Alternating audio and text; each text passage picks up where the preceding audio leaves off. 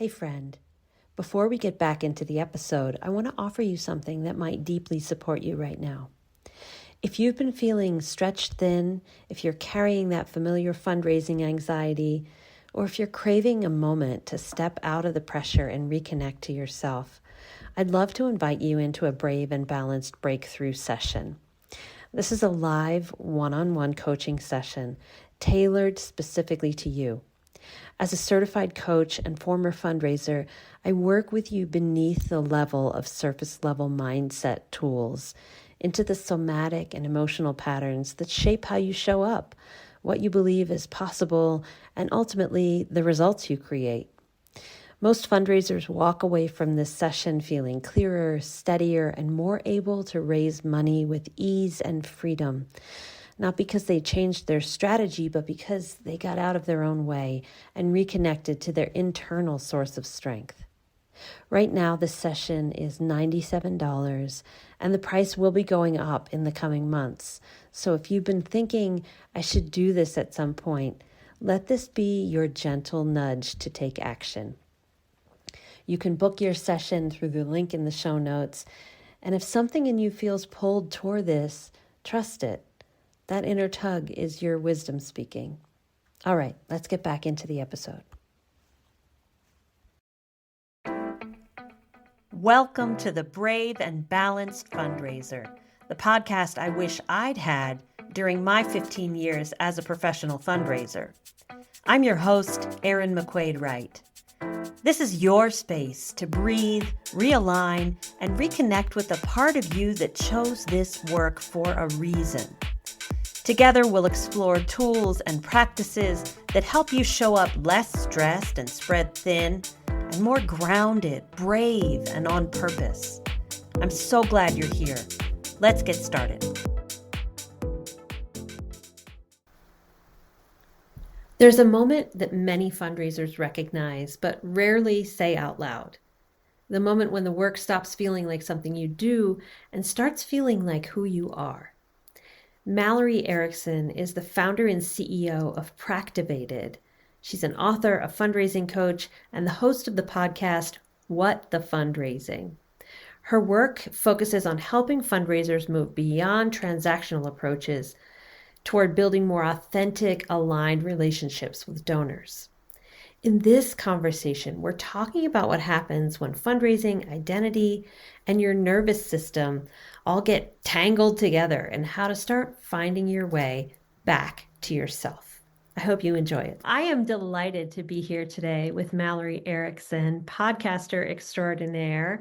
Mallory, thank you so much for being here. You know, one of the things that we have in common is that we were both frontline fundraisers who now find ourselves supporting people who do that work and finding a way to do it more compassionately and more kindly.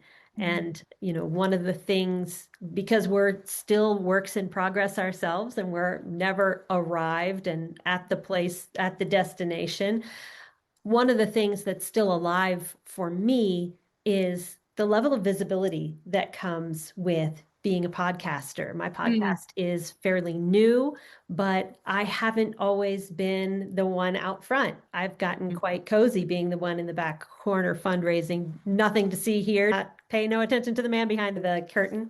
And I'm curious about what is still alive and unfolding for you. Yeah, well, first of all, thank you so much for having me, and I'm so excited to be here and to be talking to you. And um, I think I'm just starting to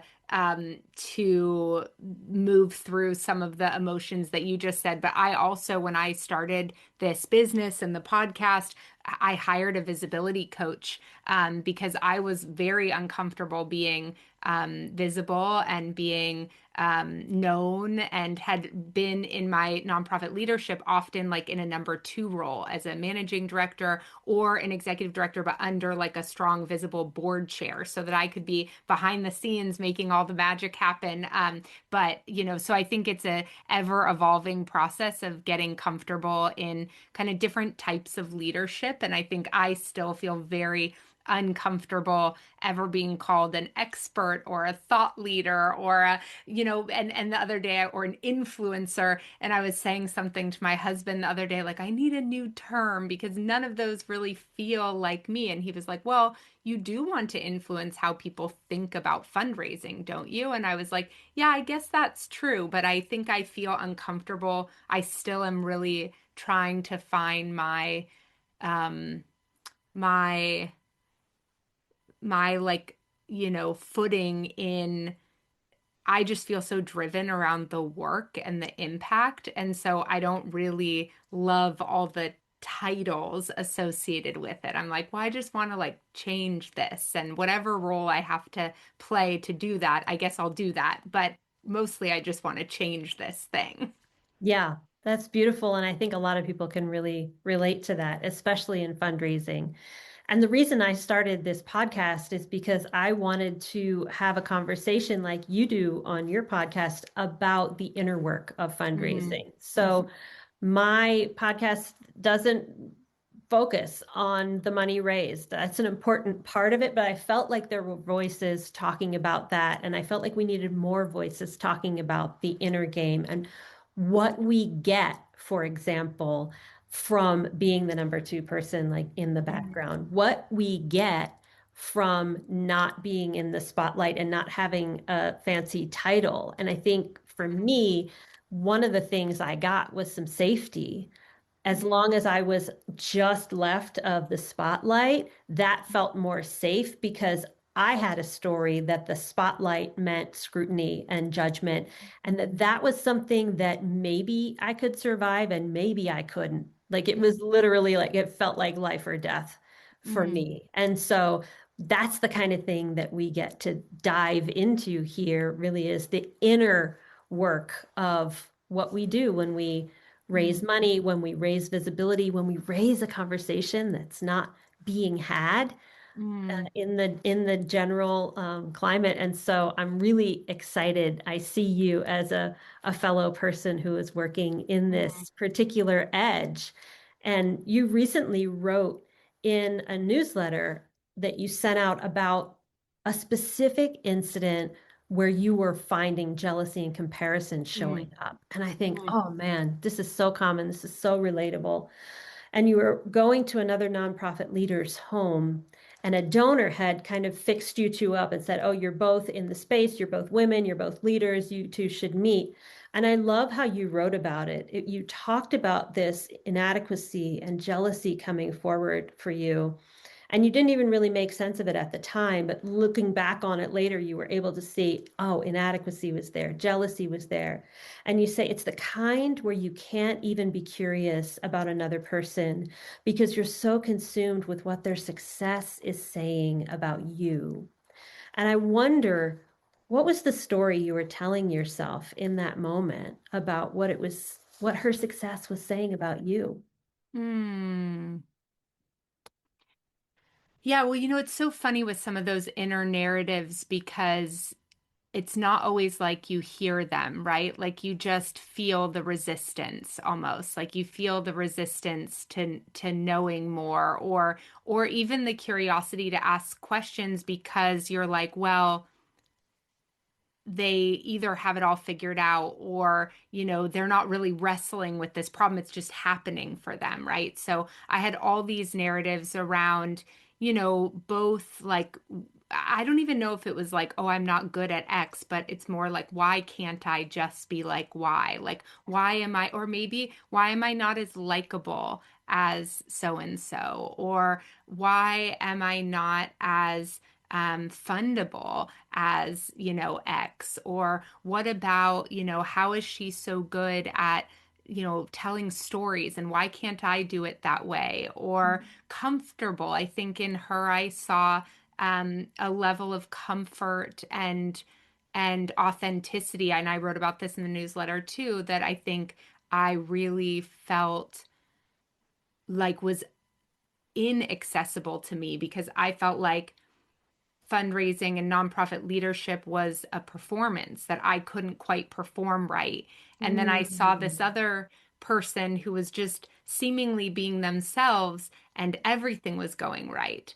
but I didn't even know. So it felt like a whole different rules, all different rules, but also not, something that I even knew how to access. I didn't even if I thought I could be myself, I don't think at that point in my life I knew how to be myself.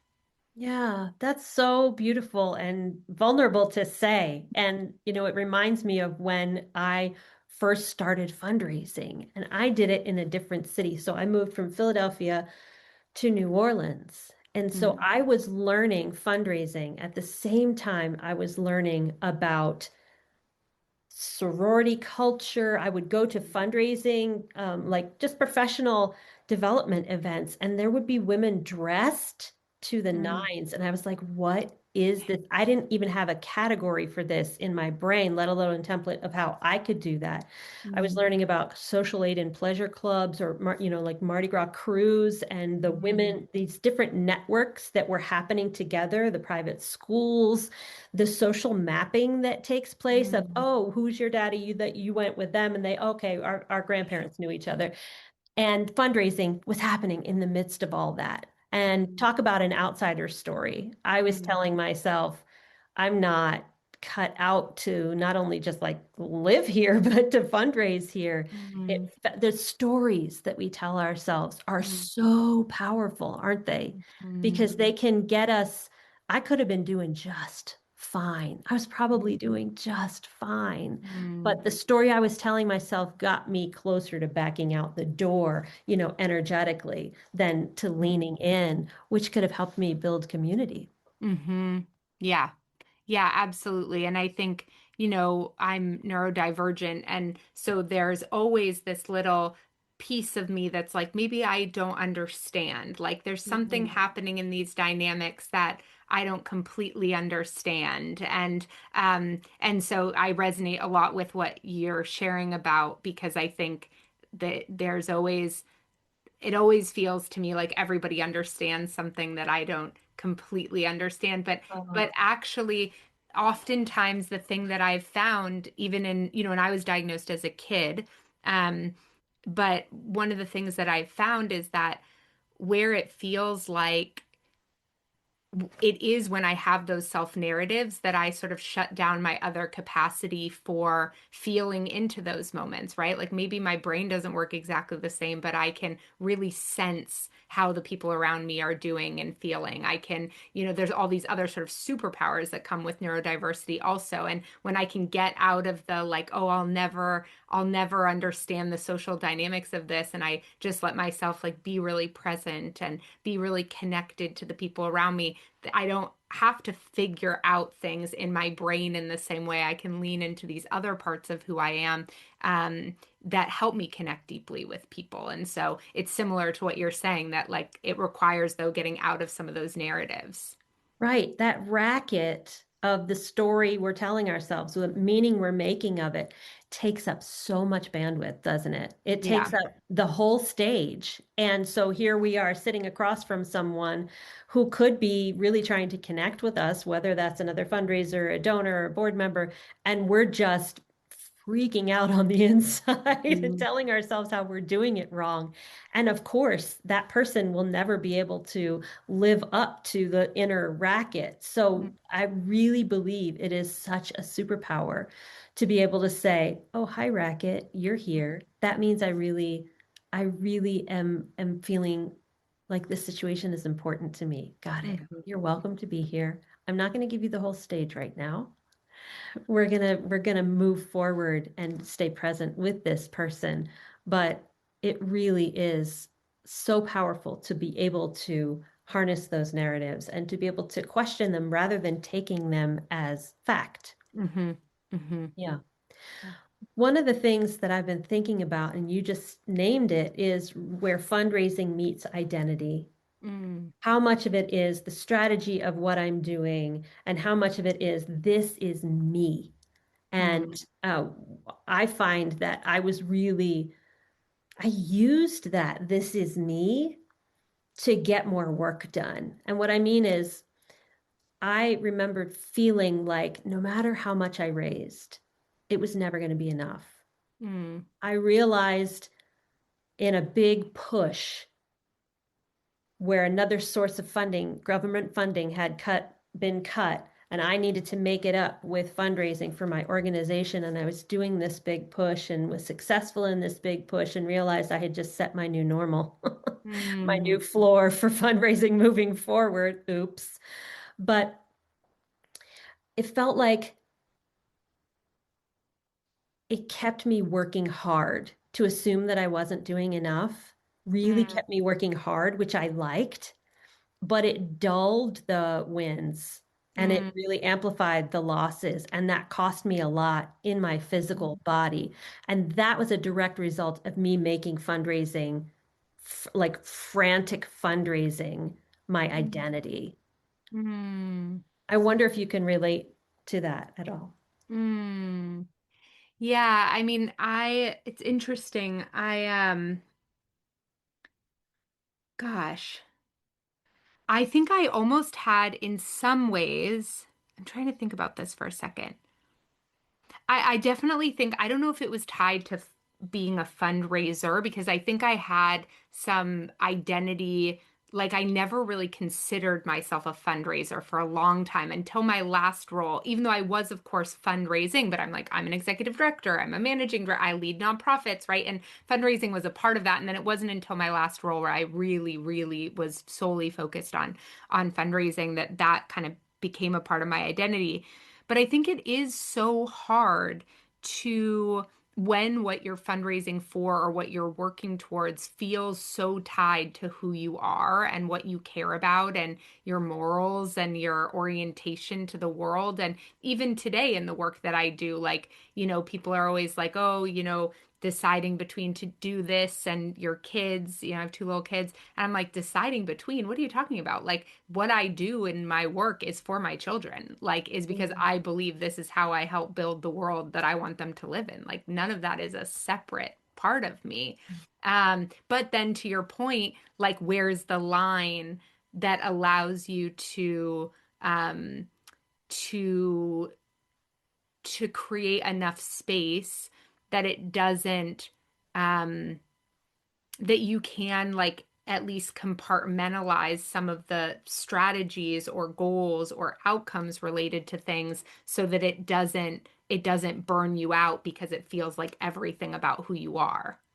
Yeah, I think so many of us have that burnout feeling exactly as you describe, and that when it tips over into identity and we can't create that space, it's like a real danger zone.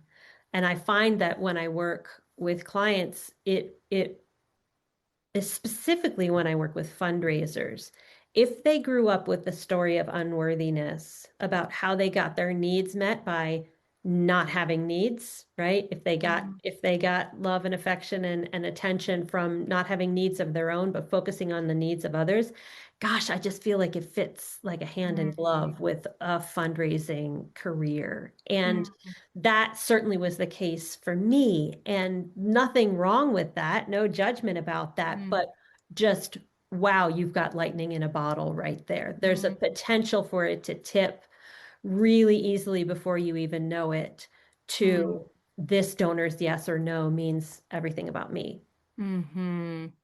Yeah. And we're really not bringing our best to our organization, whether we're executive director, whether we're a board member, whether we're a fundraiser, if we have that much buy-in. I mean, we talk about having passion for the mission and how important that is, but I I think one of the reasons why we have such a high turnover rate in fundraising, well beyond any other normal career or leadership in fundraise in nonprofit jobs in general, 16 to 24 months before you're out the door fundraising for another organization is because we've got so such high expectations on that person. Mhm. We've got that person, if they believe those high expectations fully, and I was like, yes, I'm here for it, put all the Mhm. burden on me,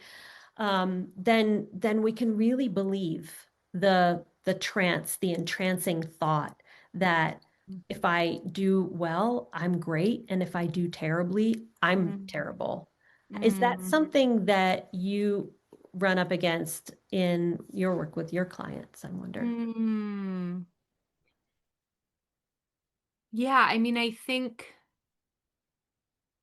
think that um both because of maybe beliefs that we hold about ourselves and, historically, and also maybe because I think sometimes the dynamic inside organizations reinforces that.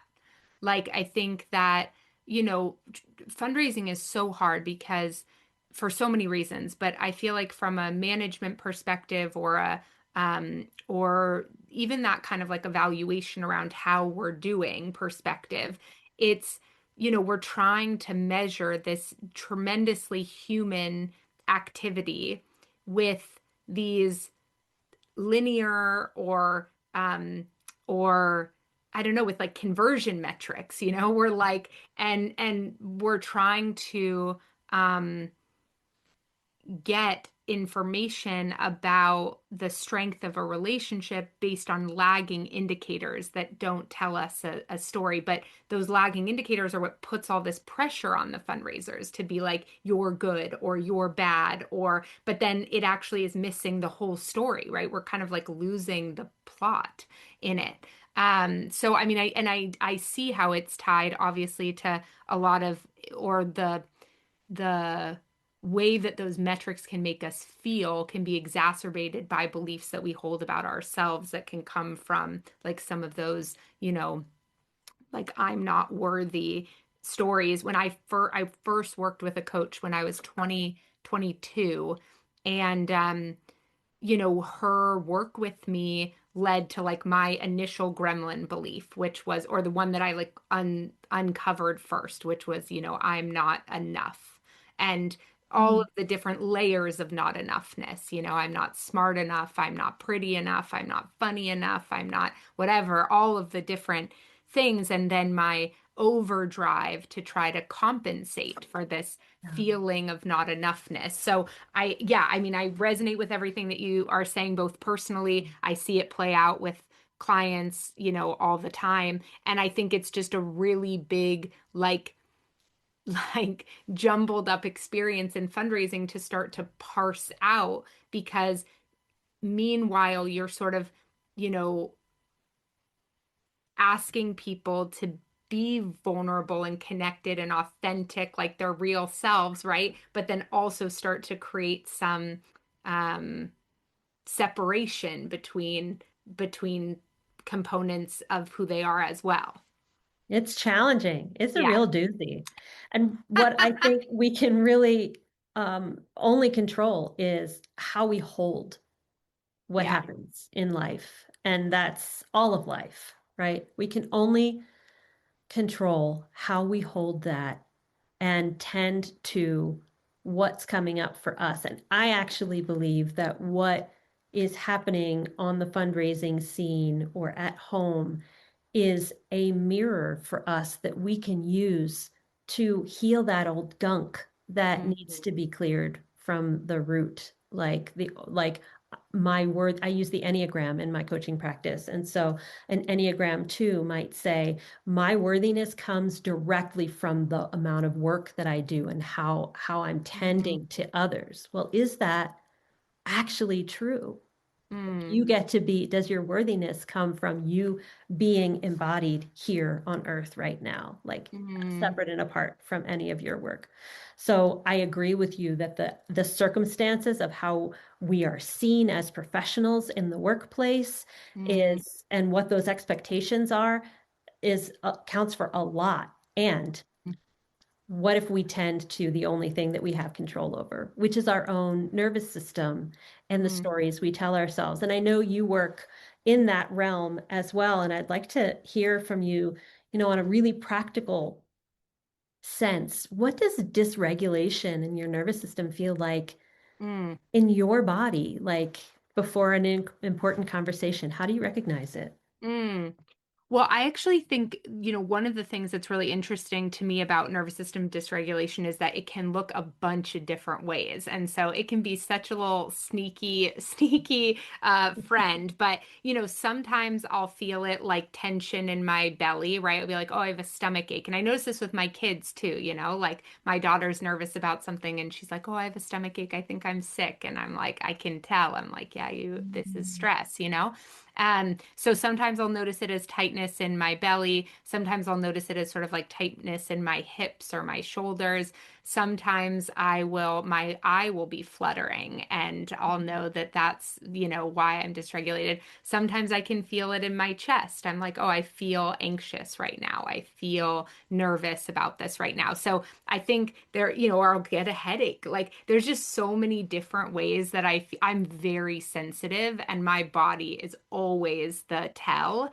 And so I also have something called Raynaud's disease, which is like a circulation issue. And so like my fingertips will turn white and my toes, and it's like blood can't get there. And Oh, there's a wow. lot of there's a lot of things that can trigger an episode, but definitely dysregulation is one of them because it sort of is like a sign that my body's tense and it's not letting all the blood through. So I only give all those examples to say for folks who are maybe going to start trying to listen to the wisdom of their body that it can take a lot of different forms and it's not always the same every time for you either. And I think that is one of the reasons why I'll hear people say like, well, I'm not stressed right now, and so I don't, because they aren't feeling their stress maybe in the same way that they more typically do when they're maybe scattered, anxious, like more in that flight anxiety mode. They're like, oh, I don't feel stress right now, but they're really entering freeze and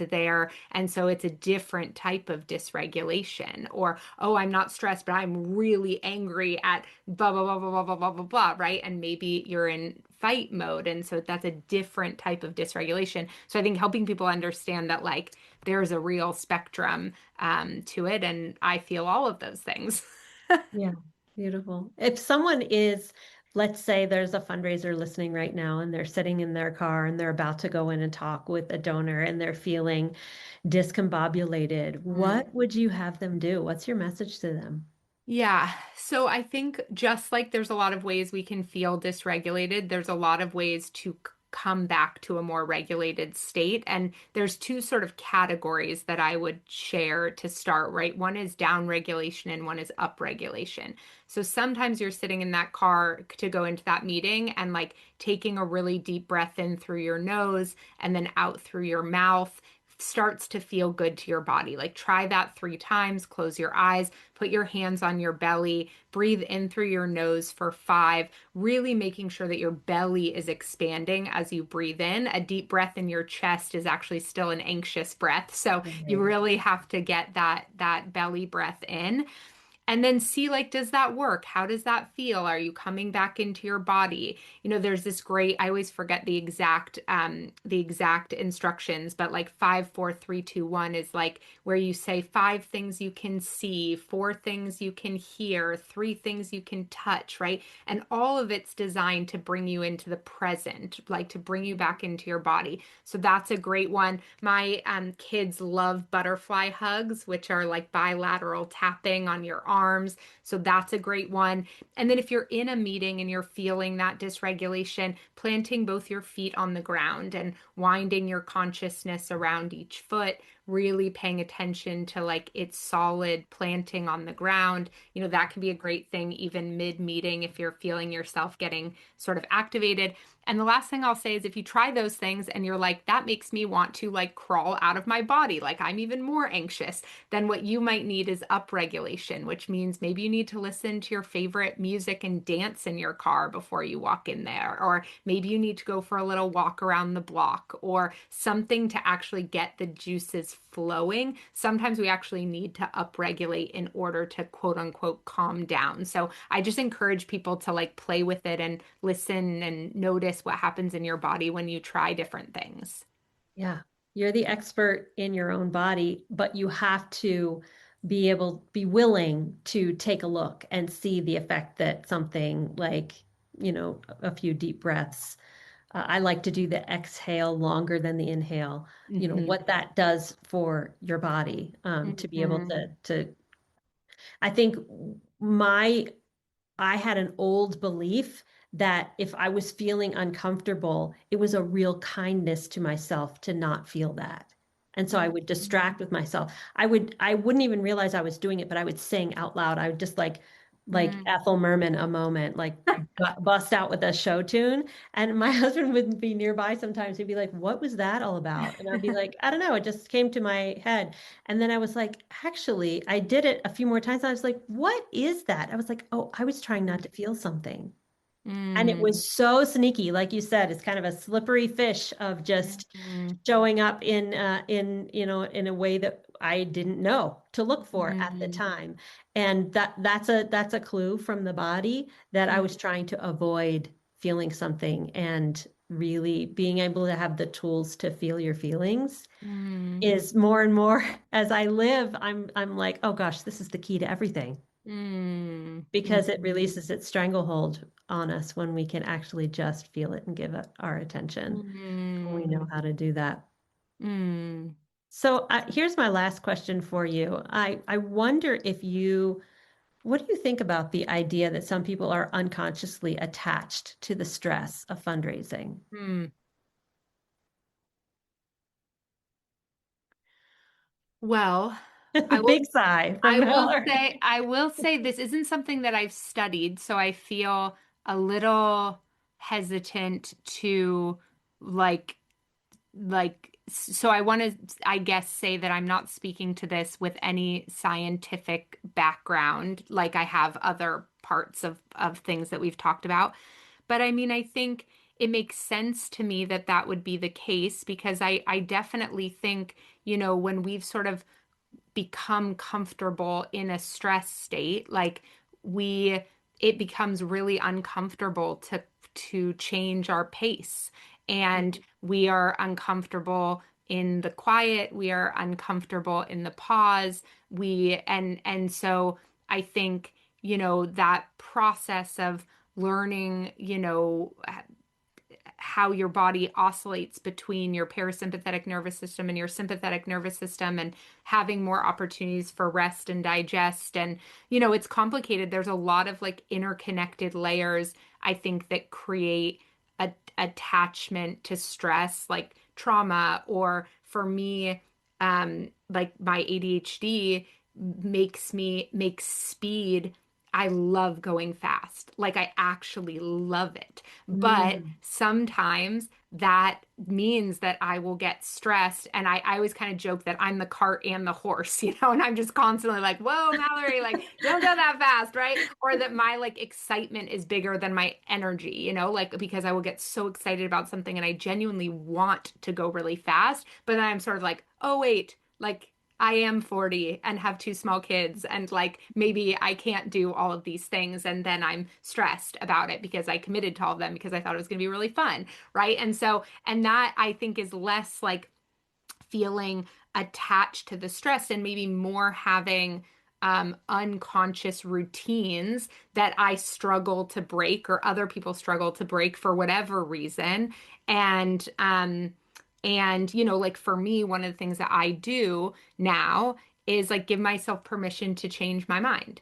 Like I'm like, okay, I know that I'm going to get excited and want to do a whole big thing. And then I'm going to realize that's too big of a thing. And then I'm allowed to change my mind, right? Because I don't want to be, um, I don't want to be stressed out all the time, but I also know that I'm not always a good gauge at what will create stress for me and down the line. And so that's okay. Like that's who I am. And then I give myself grace and permission to change my mind. So I think reflecting on our discomfort not being stressed, our discomfort not moving a mile a minute, our discomfort not always being in an activated state is really important and really uncomfortable to do. Really uncomfortable to do. And I think it's a place, you mentioned something before where you were like, it felt like I might die. Like, I actually think Mm. this prompt that you're giving is what makes a lot of people feel like they might die. Slowing They're like, down. yeah, they're Yeah. like, if I stop, I might die. Like, if I stop, I might die. Yeah. And so I think like I just sort of gently say to anybody listening, like, just get curious, like, and maybe answer the question, like, if I'm not, if I'm not doing so much, I'm worried that if I don't do so much, then. And like, kind of what's the answer to that? Like I remember like those types of prompts or are, I better move this quickly or else. I better take on this much or else. Like once you can start to have some honest conversations with yourself with those types of questions, I think you can start to peel away the layers and build up some of the the resilience to sit in the discomfort of more slowness. Beautiful. Well, thank you, Mallory Erickson, for being here today. Thank you for what you do. You are a light in this world. And I know so many people are learning to be kinder to themselves and work more strategically because of what you teach. So I want to thank you for everything that you do. And thanks for being with us today. Oh, thank you. Thank you for what you're doing and the space you're creating here and the message that you're sending to folks. So I really appreciate it. Thank you for having me. Okay, here are your takeaways from this conversation. First, notice the story, not just the situation. That inner narrative, I'm not enough, they have it figured out, or this has to work, is shaping your experience more than what's actually happening. Second, your nervous system is always communicating, whether it shows up as tension, distraction, or even I'm fine. Your body is giving you information. Learning to listen changes everything. Third, regulation is a skill. Breathing, grounding, movement, these aren't small tools. They're how you come back to yourself in the moments that matter most. Fourth, fundraising is not your identity. I'm going to say that one again. Fundraising is not your identity. When a yes or no starts to define your worth, you're carrying more than your role requires, and it will cost you. And finally, if slowing down feels uncomfortable, get curious. That discomfort is often where the real work begins. If this episode resonated with you, share it with another fundraiser who might need to hear it. And I'll see you next time.